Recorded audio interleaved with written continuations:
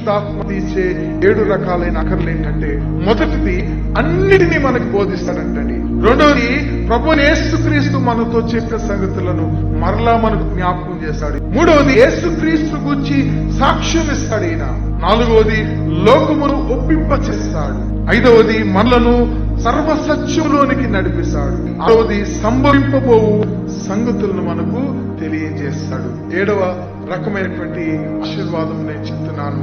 యేసుక్రీస్తును మనను మహిమపరిచే వారిగా మలుస్తాడంటండి. మనము యేసుక్రీస్తును రక్షకులుగా ఎప్పుడైతే స్వీకరిస్తామో అప్పుడే మనం దేవుని కుటుంబంలో చేర్చబడతాం.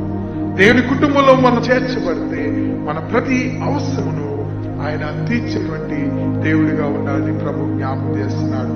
ఆయన రక్షణను, ఆయన పరిశుద్ధాత్మను, ఆయన కుమారుడిని బహుమానం ఇచ్చిన దేవునితో మన సత్సంబంధాన్ని కలిగి ఆయనతో దేవుని సన్నిధానంలో ఎత్తబడేటువంటి బిడ్డలుగా, కుటుంబములుగా ఉండటానికి పరిశుద్ధాత్మ దేవుడు మనందరికీ తోడై నడిపించారు.